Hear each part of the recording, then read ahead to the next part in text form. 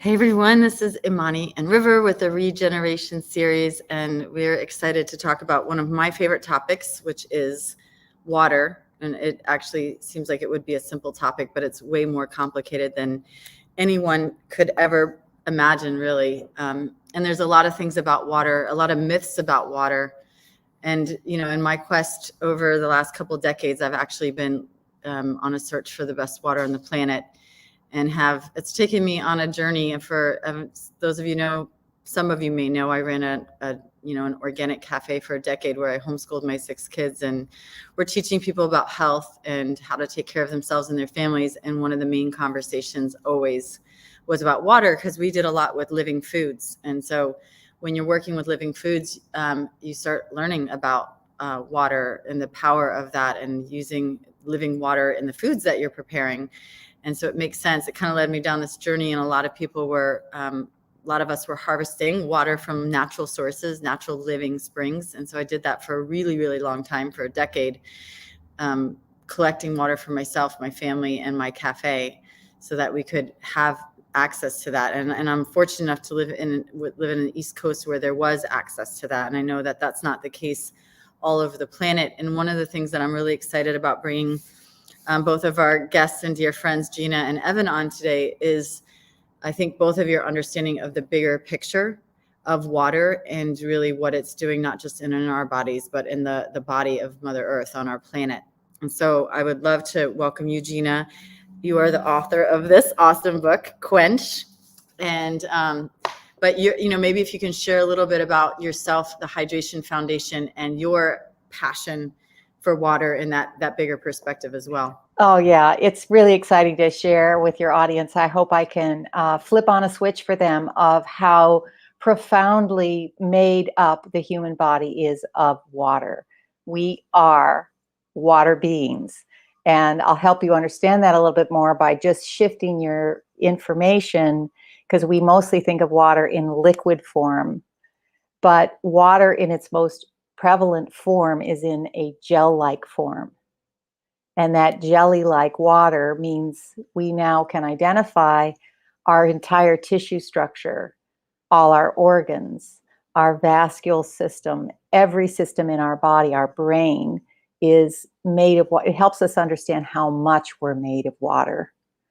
And if we reconceive that, instead of just pouring water down our guslet, okay, we guzzle water, to get it to somehow amorphize, to understand that this is an entire system in which we're replenishing and feeding through the incoming intake of water, and that all our cognitive abilities, our ability to perceive the world well, our ability to hear and to take breath in, to digest, to drain the lymph system and drainage, or this ongoing river delta in which our entire health depends on this dynamic flow of water through our tissues. So that's a really beautiful, new, important point that we want to share, that you're really a jellyfish with bones. That's all you are. We've heard that we're made up mostly of water, right? I mean, That's something, and drink lots of water. Also, we realize that it's important on the kind of water we drink, and we're going to dive into that today. But I think you bring up a great point, especially at this time where humanity is, as far as the water and how it works, and reframing that even more of how it benefits the human body, and even and how we function, our immune system, and all of that in the world. So I think that that's a really good reframe. Yes. And just a little more about your perspective of where you come from, because I love that you have this bigger picture. Right. Okay. Yeah. I'm sorry, I got right into the details, because that's all I care about these days. My history, just very shortly, I'm an anthropologist. I looked at desert communities around the globe.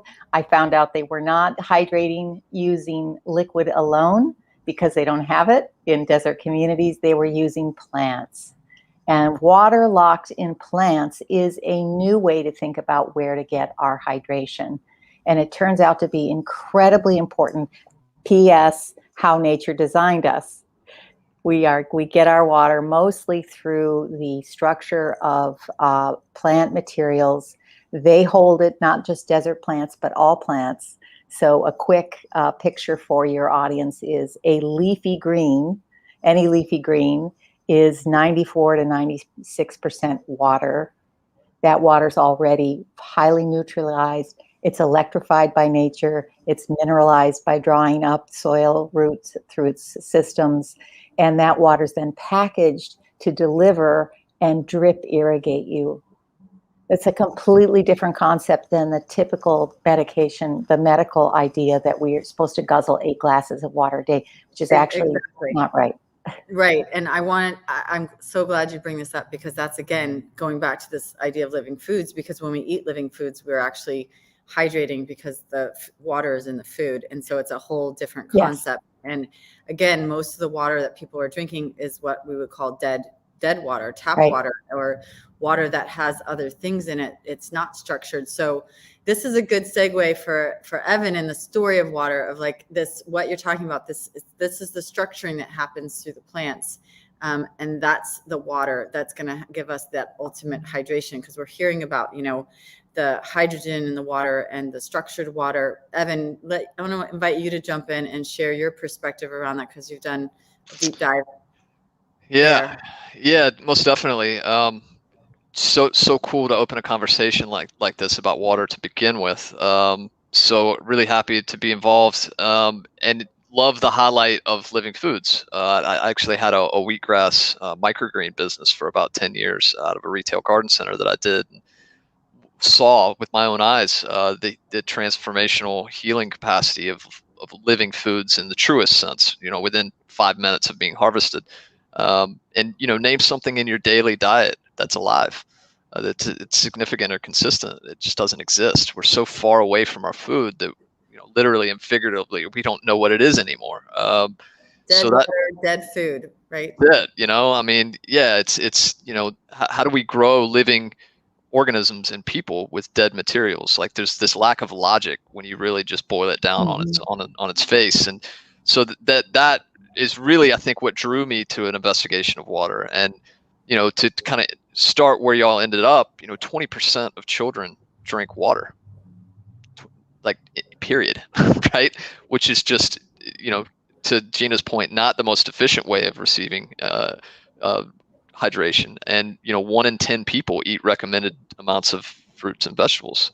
So the math is there. It's a huge source of the pain and the suffering that we're experiencing in the world, and in terms of health. And so with that sort of veil, I was first activated around, I use that term for water, I call it activated water. There are terms like living water, and people say, oh, it's not alive, and I guess they're right, but lack of creativity, I would argue. But same thing about structured water. Well, what's the structure? We can't even really see water molecules. So this language lacks. And so I've settled on the term activated water, and I was really inspired first by the documentary What the Bleep Do They Know? I don't know if people are familiar with that, but there was a snippet in there about Masaru Emoto and his work on visualizing water crystal formation, given different exposure to even just human intention, saying I love you and I hate you to different water sources. And I've done that rice experiment, and I've seen how the one that I hated rotted and the one that didn't molded. And it's anecdotal, but it's extremely amazing. So I was really inspired by that, read one of his short books, and have just kind of been on it ever since. I pioneered a compost tea brewing system called the Microbe Maker that used air to create circulation in water. That really is on the backs of the pioneering work of Victor Schauberger. He was known as the Water Wizard. I found his work after connecting with biodynamic agriculture, the work of Rudolf Steiner. And an insight that I saw was, people are familiar with biodynamics, and not a surprise if you're not, but it's fascinating to learn about, is he made these preparations, and he numbered them 500 to 508. And 500 and 501 were manures and quartz stirred in water. And you stir it one way, and then you reverse the flow, and you do that for an hour. And it's basically, it's life force. Homeopathic farming is what biodynamic is, in a sense. But he was using water to translate these vibrations, these potent energies that he was cultivating into the field. And he was doing that by reversing the flow in the water, which is, when you reverse the flow, is the moment of implosion. And that happens to be the insight that Victor Schauberger was championing, is the regenerative capacity of implosive energies. So it's things like that where you find the truth, right? Where you have these completely different veins of reality that are leading into the same space, right? And so that's been kind of one window into my work with water. And I've struggled and done what I can to provide a language platform for this sort of thing, mostly out of just interest and personal passion. So, meeting Imanee and seeing some of the ways that she's enterprising around water, and meeting people like yourself, Gina, that are really championing this at a high level, I'm fascinated to learn how whatever I've been able to cultivate could work with your organizations and help spread the good word. But I think my takeaway from that is, water is much more than wet. And one more book that I would throw that I'm sure you all have heard about is The Fourth Phase of Water. Dr. Gerald Pollack. I actually met him at the conference where I met Imanee, had lunch with him. That was pretty cool. So, that story of how water is the worst control on Earth, that when you have to isolate it for science and then you put it in the capillary tube and it picks up the silica, and that silica is a contaminant and the research gets thrown out, sticks with me. It's understandable why we don't know what we should about water. So just commend your efforts to raise the profile.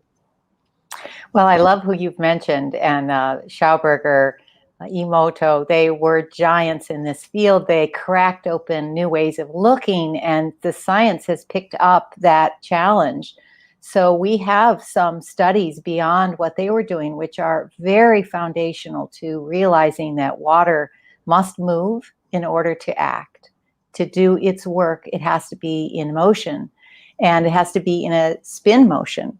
And what I love about thinking about plants as eating or hydrating is actually plants as they grow are vortexing water. I mean, that's just one amazing thought. We ourselves are vortexing water in the way we pass water through our bodies.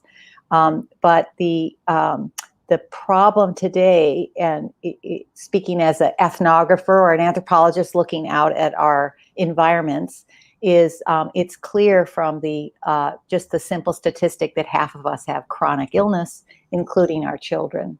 So as an anthropologist, you look at that and say, okay, this culture is on the decline. Something very serious has happened to their biology.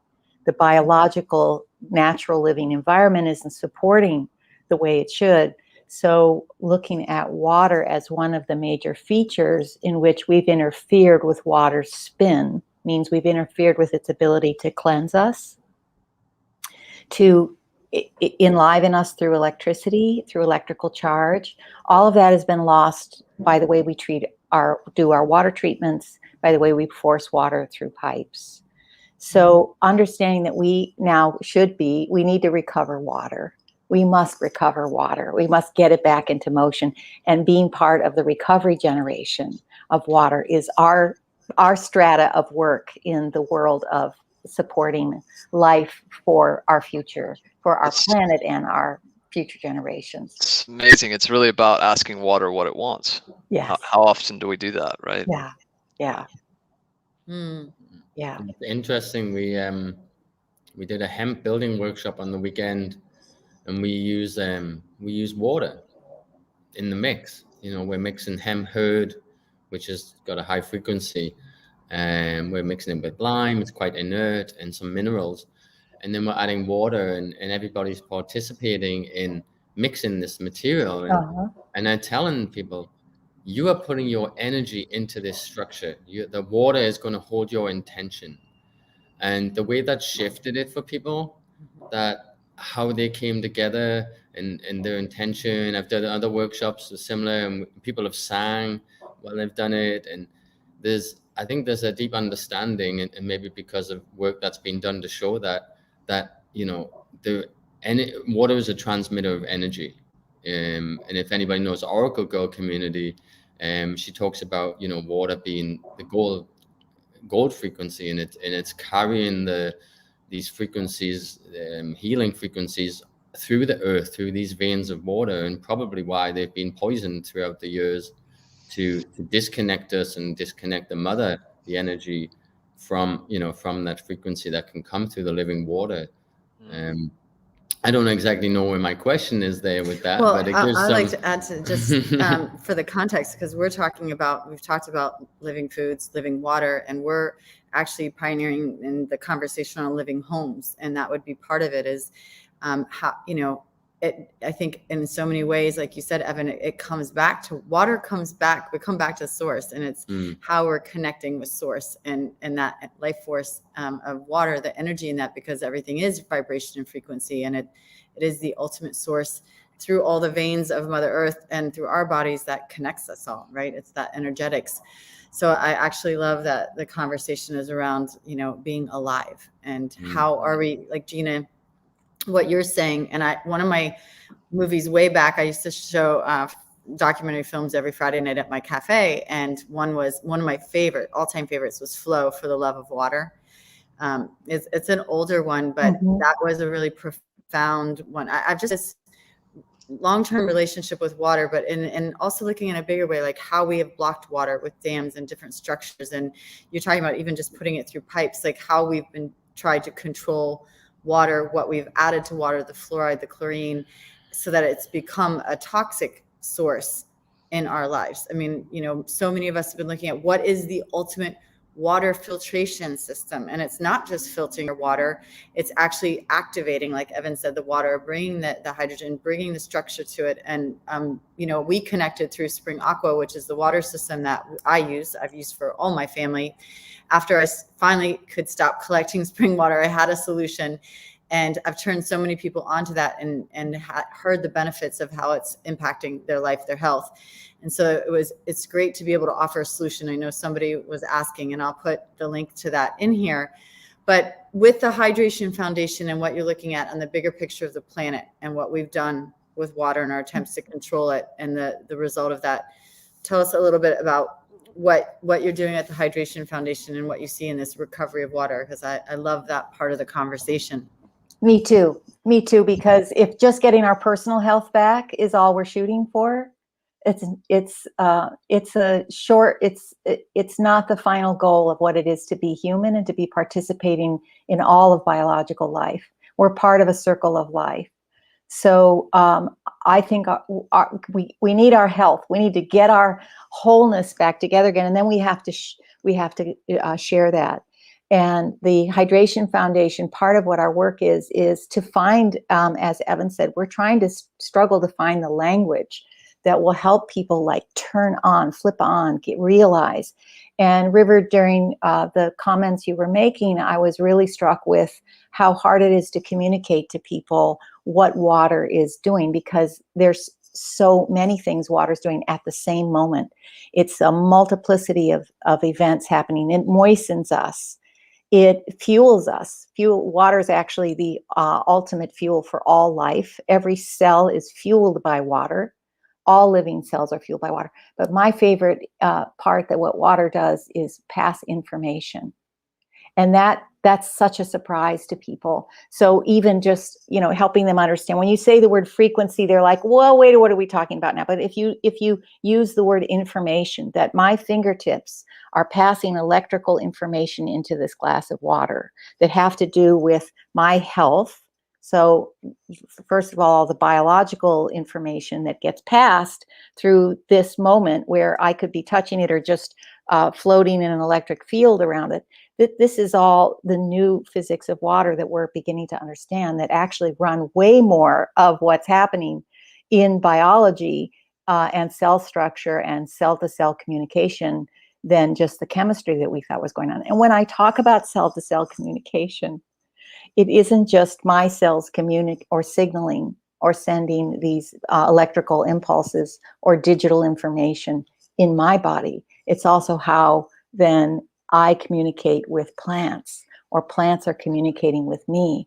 That is profound and vast amounts of information that is happening in our system, all conducted and orchestrated by water. So water, Right. you know, it's an information source that hears like basil and goes, okay, I know what to do with the basil information. And it harmonizes at all levels, even things like electromagnetic frequencies, whether they're positive or negative. Water, if we're well hydrated, helps us really absorb that information and reconfigure it on the molecular and frequency level. That's Gina, really exciting. You were talking about the other water, like the gel, and I think that ties into what Evan was talking about, the 4 stages of water. Like this are, again, our ideas of what water is, because we just have this idea that we're drinking, the 8 glasses of water a day. Right. I'm struck by the bridge for life force is basically what Gina was just describing, and there's a way, just to add on to that point, if we're in space talking to one another, we can't hear one another. There's no atmosphere for the sound waves to travel through, right? And in so many ways, that's the parallel of what water does for us on Earth. It's sort of our atmosphere in a sense, right? Great analogy. Right, because the beginning of the river speaks to each other through the meandering of how the water flows, right? That was one of those, and the diagrams in Living Energies by Callum Coates on Schauberger's work are just mind-blowing, because it connects not just the hydrology we see in the textbook above the earth, but what water does below the earth and how it's offered back as a living resource that's mature in a way that rainwater is not. And water is not the same. How do you talk about the quality of water? There's a limitation of language, right? So that concept of life force, and Schauberger, one of my favorite quotes that I like to use is when trying to communicate these types of things is, Schauberger put it this way. He was like, we spend so much time teaching ourselves, sitting under, how Newton sat under a tree, got hit in the head by an apple and pondered gravity, but no time thinking about how the apple got up there to begin with, right? And it's this perfect way of presenting how deficient our understandings are of these things to begin with. And when you learn about H2O and the technicalities of the angle, and just feeling it in my body, it's not science that I learned in school, it's not even close to what water actually is. Water is less about H2O and more about what it holds. Water made the Grand Canyon, right? It does the same for us if the source of our water is not proper, right? So there's so many ways to think about it, and it's such a common substance that it creates this strange difficulty, right? That I think we'll all sit here and try to find the right words on, because it's such an important topic at the same time. Yeah, it's so true. I think that water as a structure, that this is a complicated word because people hear that and they don't know what the heck you're talking about now. And so again, how do we simplify for people that water molecules themselves have a hydrological cycle right inside the molecule? And we're getting in there and interrupting the molecular circle right at the point where water's shifting into the phase where it purifies itself, where it organizes its inner information or contamination or exposures that it's had into a harmonized whole. So we're working with a material substance, a living substance, an essence that is so vastly more complicated than we think, and so much more sophisticated and capable of coping and shaping whatever gets thrown at it, that we can turn to water now to be our ultimate solution for information coming into us, which reshapes us completely, and information we're sending out into the world as we broadcast our own health and our own recoherence, our own coming in holiness and coming together. And I want to use the word holiness. Please let me use that word. I work with science a lot, and this is a holy medium. In every anthropological tradition, it's referred to as a holy medium that converts people to a higher level. So it's used in all the rituals. And if we just are guzzling it for health's sake, we don't know what we've got our hands on. Oh, I love that reminder, Gina, to remember its holiness and all of those rituals and traditions. I mean, if we were to take a moment to reflect on that and what you just said, and remembering it's the holiness of water, we're really remembering that within ourselves. And, bringing that consciousness into what we're even putting to our body, not just in consumption. We tend to think so much in consumption these days, but, even on an energetic level, and how that frequency shifts us. So powerful, really. But that brings me to the next point of what kind of water we're putting into ourselves. And how does it fix the immune system? How does that help our Yes, immune right. So just one quick comment, because I'm here and I have all my plants with me. I don't know if you can see my beautiful fern that I sit with each day. So the holiness extends to all living creatures now, because this plant is, this leaf is 96% water. It's just amazing how beautiful this stuff is. Wow. And trees and soil. So how water affects our immune system, if you now are holding the whole picture all the time, the living system picture of which we are a part, we are a leader in it, we're part of it, we lead in certain ways in the circle, the water leads us. The mycelium under the ground and all the new gorgeous work of Paul Stamets and the people in the mushroom community who are recognizing this, all the underground information getting passed through the root system. By the way, Darwin spent the last part of his life looking at plants and the root system of plants, because he thought this is where it all is really happening. I just want to remind people that that is a picture of our immune system as well. Yes. And that what's happening there is the passage of information. And that passage happens because of the water in the root system. So the water's always the medium everywhere, whether it's under the ground, whether it's above the ground, whether it's in the upper ocean, which is really what the atmosphere and the sky and the clouds are. All of this, we're water beings on a water planet. Whether it's not just blue, it's green, it's brown, it's all over the place. And the immune system that we have parallels the immune system that the earth has. And the whole mycelium structure, those fine little networks, is how that all runs. They're all groping and finding each other and changing this flow of information that gets passed. So as we are confronted with challenges coming into our current environment right now, today, that information getting passed and how it's getting modulated depends on the water's intelligence to deal with it. So that's why the kind of water you drink and the level of understanding yourself as a hydrological being is the answer to all of the things and the challenges we're facing right now, not only including our physical challenges, but also our conversations with each other. So that's why getting the highest quality water you possibly can really have a big impact for one's own self. And there's multiple ways to go at that. So you can eat high quality food. You can put minerals in your water. You can put just a pinch of salt. If you just want to start with a great sea salt and get that in your water glass, you're changing the information in that water that you're drinking now. You're harmonizing the contaminants that are in it. You're allowing them to disassemble and become inert. And you're allowing a whole different level of water coming into you.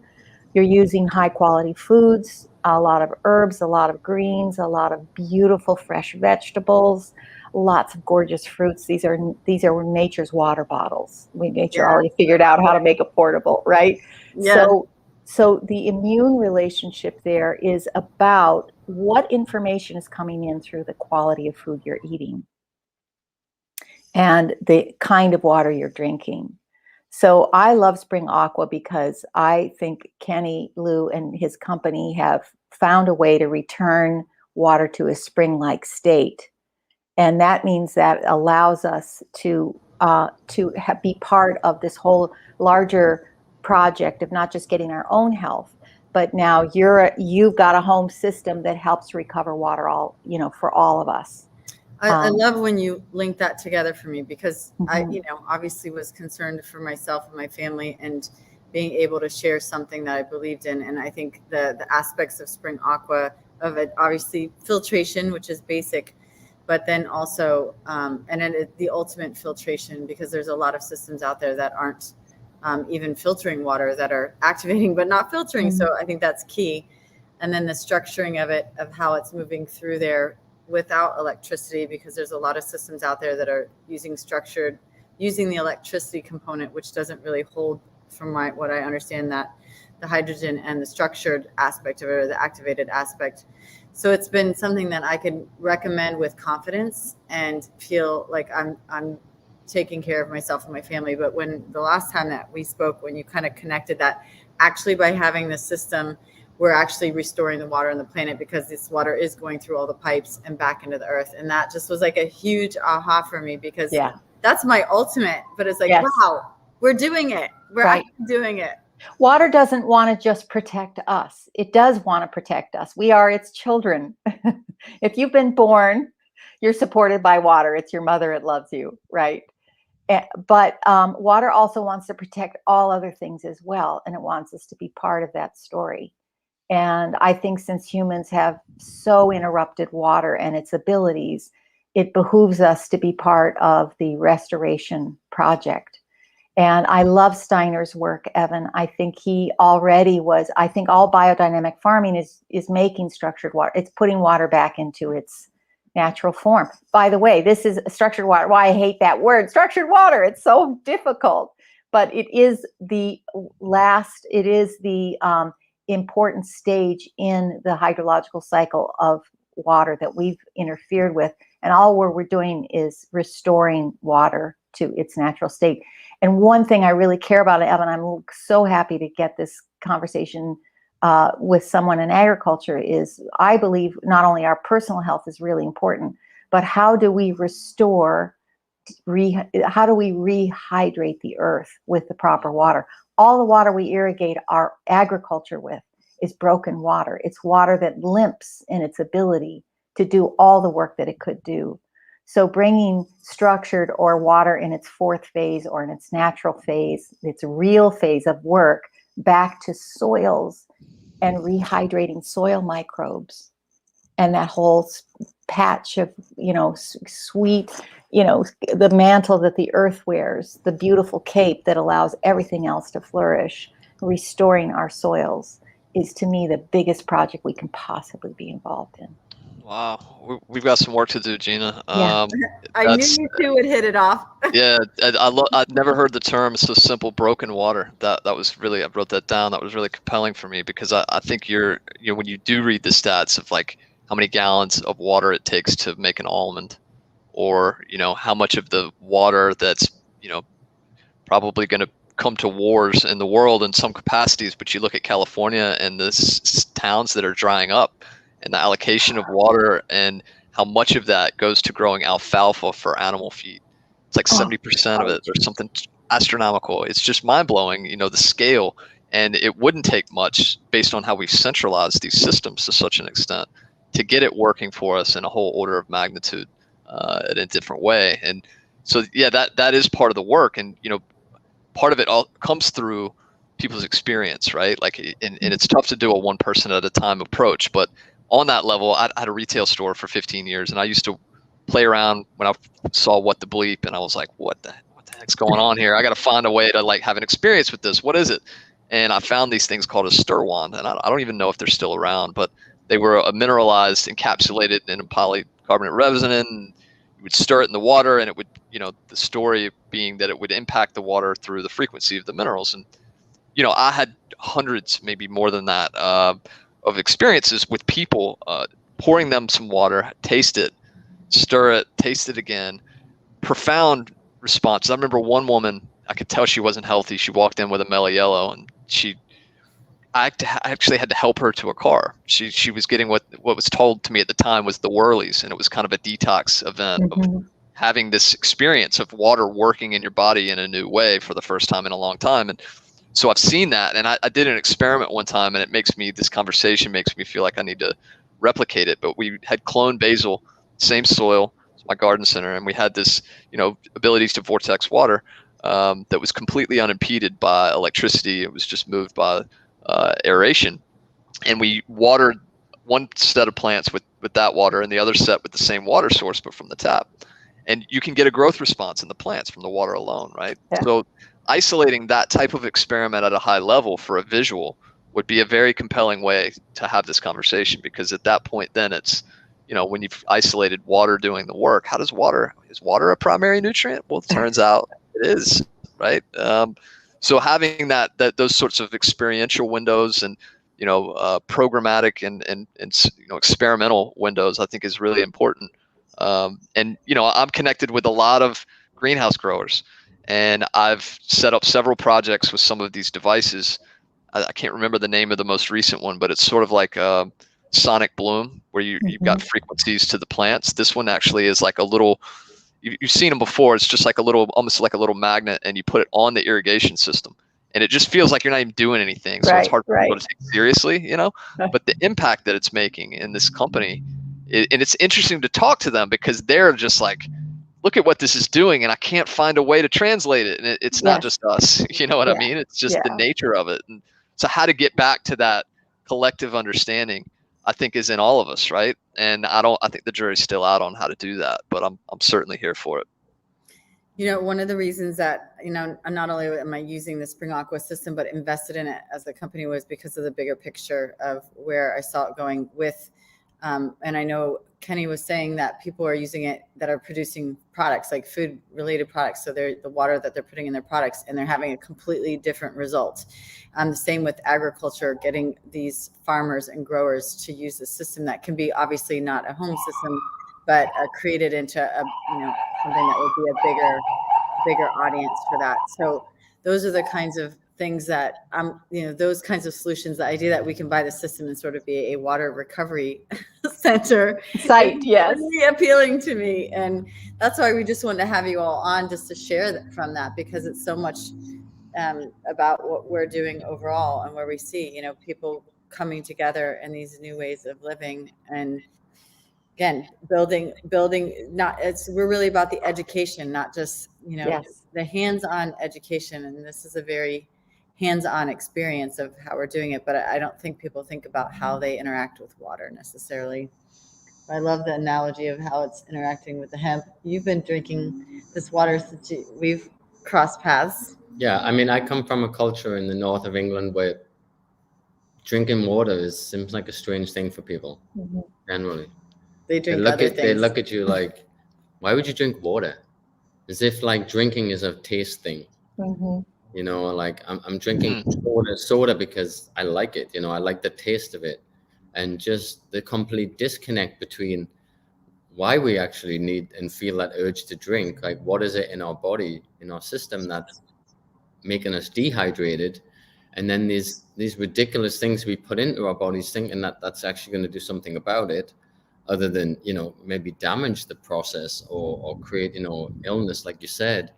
And just bringing educational part back to to people in general. It just it should be in the syllabus. It should be in the school system. This should be kind of coming in, because we shouldn't have to do this, because when we lived more naturally, it was just inherent. And like you said, it was sacred, because we couldn't understand it.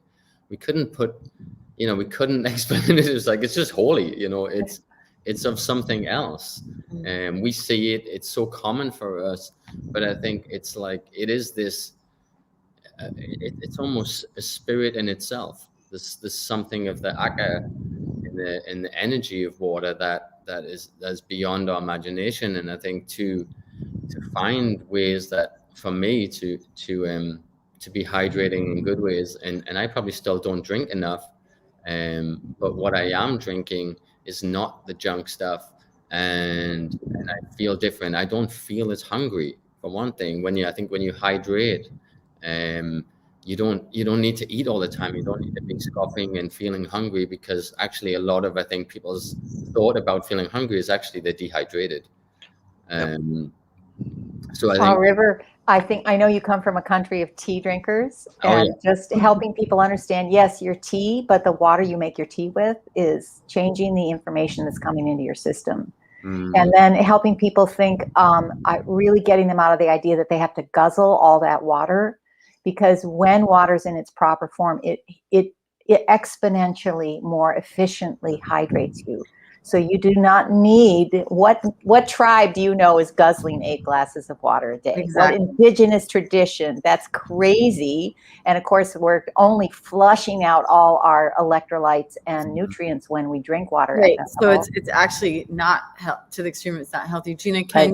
can you explain why with the Spring Aqua System, the Hydration Foundation is endorsing it because of, more from your perspective of what is it actually doing in the body? Because that experience that River explained, you don't need to drink as much to get the results that we're looking for because the water is in that form that we need the most. Yeah. So there's so many ways to talk about this, and that's why it's hard, because multiplicity of things are happening. But one thing that is happening that I can share is when you get water to spin, and which is what we're talking about when we're talking about structured water or returning it to its natural state, like Victor Schauberger understood. When you get water, when you get it the space and the content, the contact with minerals and light, and it does the biophotons, all of that comes together. What happens is it starts sharing electrons. It starts donating to each other. They start making their own energy together. So you're literally now you turn your water into an energy engine that's producing electrical function for you, a higher electricity. That electricity can easily get into the cells now, where before it really had to struggle. It wasn't that drinking water doesn't, we'd all be dead if water wasn't doing something for us. But this idea that we have to guzzle vast amounts of water, that's the only thing we should be drinking, naughty, it's like, oh my God, no, it's a whole different system. It's the pleasure of gorgeous eating, of movement through the body, and of getting that right kind of water to begin to generate its own electrical charge and generate energy and electron sharing inside of us, which then turns on the whole system. I'm curious, really, really quick. This, water as kind of a collaborator in that respect, and allowing that collaboration. And you said something about how, the water into the cell. That's really the moment, right? Because you can guzzle the water and irrigate your kidneys, but hydrating your cells is a different thing entirely. And one of the anecdotes that came from this experimental interface with the public of try this and that and these stir wands and all these technologies that I've worked with over the time with water is, I remember construction workers one summer that we were doing all of this, and we got a group of them that were on it, and they put one in their water bottle, and they would say, and it was also people that were in yoga, those two places where it was like a hot yoga session for an hour and a half, and they noticed they didn't have to go to the restroom, or the construction worker that would chug the water on the break, and then it wouldn't slosh around in his stomach. The way that it runs off your arm is different. It goes into your skin versus off. There's all sorts of ways you can have these experiences, and part of the thread, which, as we all know, we're an analytical species at this point. We've been conditioned to think about things in a measurement capacity, which limits our imagination to have this conversation. It's part of the thing that we have to unpack. And I'm curious, I always see that in the terms of how do we build a bridge from this way that we learn? How do we meet people where they are and, bring them to the space of imagination? And part of that is measurement. And I'm curious, Gina, because I haven't looked into this in many years, but at the time it was very kind of new, but how do you measure, or are you able to measure hydration? Is that something that you're aware of? Yeah, it's a tough issue. In fact, Apple just is coming out with a watch that says they can measure our hydration. But if you realize how sophisticated the system is, you just want to snort. You just want to. Where do you start? Right. Oh, guys, come on! I can tell you when I know you're hydrated.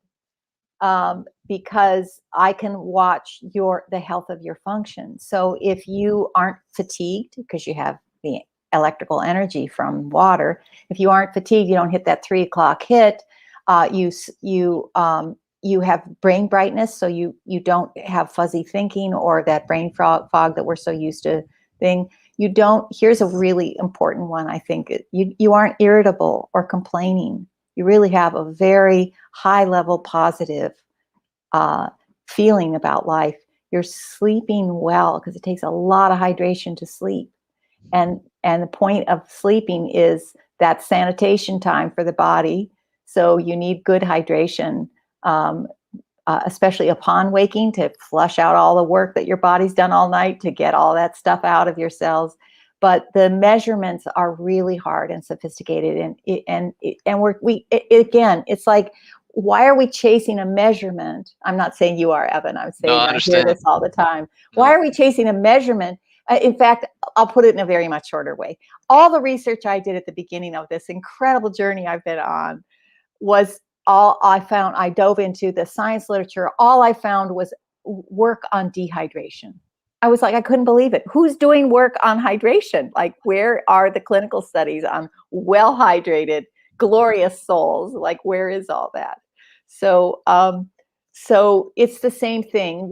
Why chase measurements when you can feel that the water you've drunk hasn't run off your soil just like it does on the planet? So runoff is the huge hydrological cycle we're facing right now. That's why we have all our floods.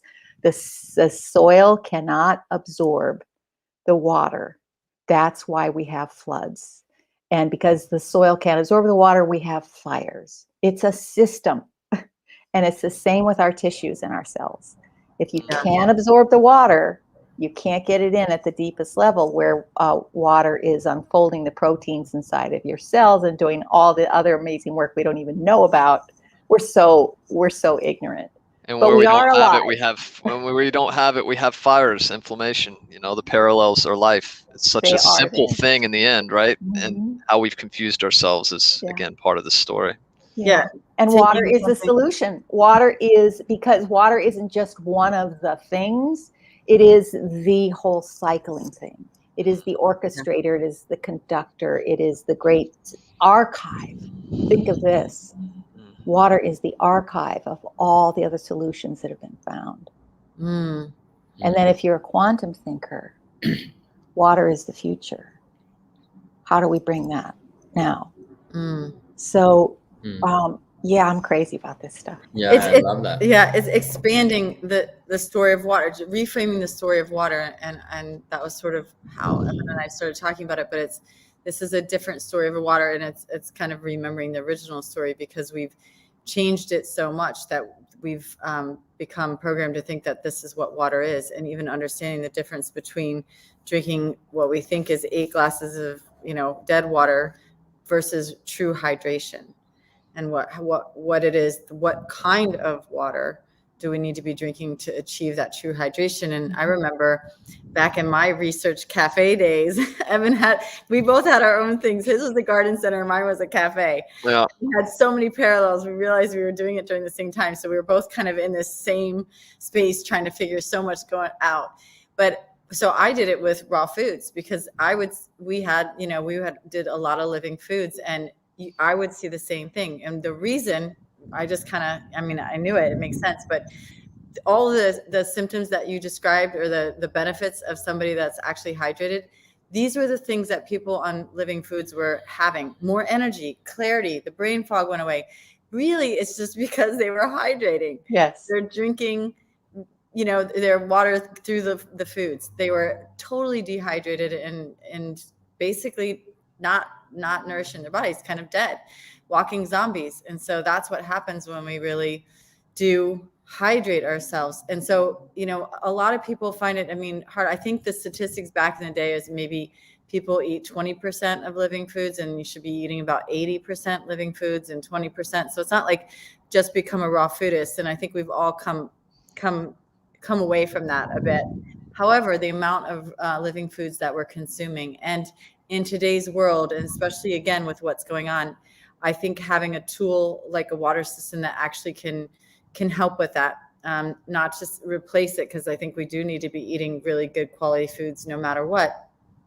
And also that in turn helps with the soils and what we're doing with the soil on the planet, which is what my whole book and passion around, like what's happening to the soil. And when there's no soil left, there is no planet left. The water and the soil work symbiotically together. And that's like, if we don't have soils that can absorb the water, just like our bodies can't, we need to start addressing what we're doing. So I love all of the overlapping parallels between the things that we're also passionate about.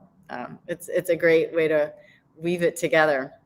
Yeah, we got to keep this conversation going. Just a real world example of what you just said, Imanee, is, locally we're at the end of the Cape Fear River watershed. We're one of the fastest growing regions in the United States, and overdevelopment is rampant. And of course, impervious surface creates flooding because water can't percolate. And one of my favorite stats is 1% increase in organic matter per acre holds 25,000 gallons of water. That's a 60 by 40 foot swimming pool, 4 feet deep. So the challenge that I've given myself, given that reality, and the tens of millions of dollars we're spending making culverts bigger that we'll have to do again in another 5 years, Right. is to challenge the city from a policy standpoint to understand the reality of that construct and make investments and incentives. And frankly, the world's written by narrative and incentive, right? So we've got the story backwards and the incentives wrong. If we can flip that script and have this conversation in a municipality, and then create incentives for people to increase the organic matter as a matter of public policy, maybe carbon sinks for public land, which also sequesters carbon, addresses the climate issue. So you start to reach this space of challenging status quo linear thinking towards how we solve dynamic problems. And I think in some ways that's what we've all been talking around, right? Not necessarily from a city standpoint, but more from a collective standpoint. And that's really the work, is how to provide experiences for people to know it like we do, because we've felt it, right? Like we don't really need to be sold on any of this at this point, because it's part of our lived experience, and how few people have that opportunity. So, challenging ourselves in ways that we can tell cooler stories about this that penetrate to new places, and then giving people an experience and an incentive to do things differently is part of it. But it's going to take a lot more conversation and storytelling for sure. Yeah, for sure. Yeah. Well, I feel really hopeful because water is such an accelerator. So I know that if we just recover, as you said, doesn't even have to be the whole thing, just has to be a corner of the thing, and it will spread from there. So as the Hydration Foundation, people ask me, why are you so interested in soil? I don't get it. What are you doing? And I'm like, are you crazy? Do you realize that if I just help rehydrate 1 acre of soil, what the heck that will do to the rest of the surrounding area? Yeah. And so our major initiative is to donate vortexing devices to farmers to get them to recover an acre of soil, 2 acres of soil. 5. The minute they see it, they're like, I have a 15,000 acre, whatever. And we don't care if they're growing alfalfa for cows right now or whatever, because all we're doing is secretly getting the soil. Proof of concept. Yeah, and right. that totally segues with what we're doing with hemp. Yes, hemp is a fantastic crop for recovery. Exactly. The issue is it does need a lot of water, so we want to help. Not as much as alfalfa, thankfully. Yes, right, better than alfalfa. So we're just like wherever we can, and help make these donations to farmers. Buy Spring Aqua because you're doing your corner, right? Yeah. This stuff we're not talking about one by one anymore. We're talking about let water have a little corner of natural water, real water, and it will bloom in an incredibly profound way, just as it does inside of our bodies. Love it. Hey, we're going places here. We're not going to let the climate conversation kill us. We actually have very powerful things that we can be doing, and at least we're going down as beautiful fighters on the right side. But we're not going down. We're going up. Yes. Transcending. So the focus for us around hemp in that regeneration conversation, I mean, we see the same thing, Gina, that you can't really talk about one without the other.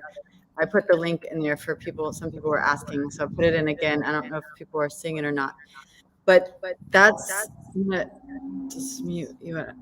Evan, there's a little echo, but the conversation that we're having around educating and empowering people with these kinds of tools, and specifically for us, focused on hemp. And maybe you can speak to a little bit more about what we're doing, kind of planting the seeds for this educational aspect around it, because this is the purpose of this Regeneration series, is to educate and empower. Well, yeah, I mean, it's part of this kind of move towards a decentralized system where we start taking agriculture back into our own hands. And the health of the soil obviously has been a primary part of that for the microbiome, and obviously bringing in water that's going to be able to kind of create that dynamic with the plants, the organic matter that we're putting in there, and accelerate this process. I think it comes in on many levels, right? And one of that, what we're doing is the educational side, like connecting growers with potential processing that they might have not been aware of, because I think a lot of people have just left farming for somebody else, for the industrialists to deal with, and maybe they grow a little garden, but people have forgot that the majority of food that we eat, has come traditionally from local farmers, but it's been getting destroyed over the last couple of decades, I think. And bringing this educational portion back, where people can realize that I can create abundance through treating the earth well, regenerating the soil, and that will support them. I think it shifts the dynamic away from people going to Walmart and looking outside of themselves for a solution. For me, hemp is a critical part of that, because it's so relevant right now. Obviously it's been shamed and criminalized for a long time, but now its time is here. So we're traveling around and helping to educate people on these things, and trying to connect farmers with processors and builders, and now vortexes. So we'll be sharing all of that, Gina, and directing them to you at the Hydration Foundation, and what kind of what we're doing in the seeding this educational piece. And I don't know, I haven't talked to you in a while, Gina. Evan kind of knows, but basically creating a workforce focused on the youth and indigenous communities to actually teach them how to build these natural hemp homes. So River's been doing talks on natural building with hemp, and we're doing these hands-on hemping workshops where that's where he was describing the kind of the activation with the water, but even creating a certification course so people can learn how to build these homes. And of course, I know everybody listening in probably wants a hemp home like I do, but we also want that hemp home with that living water system. So I'll put the link in one more time for Spring Aqua for anyone that has missed it. But I really appreciate both of you coming on, and your shared passion for water, and from these different angles. I had a really good feeling that the two of you hit it off and have a great dialogue. So it's been such a pleasure to have you both on. Great to be here, and I'll be following up with you, Gina. So I look forward to that. And Imanee and River, thanks for holding the space. Thank you, guys. So much. Water blessings on us all. Yes. Time to go drink. Amen. Cheers. Cheers is right. Thanks, everyone, for tuning in. Bye, everybody.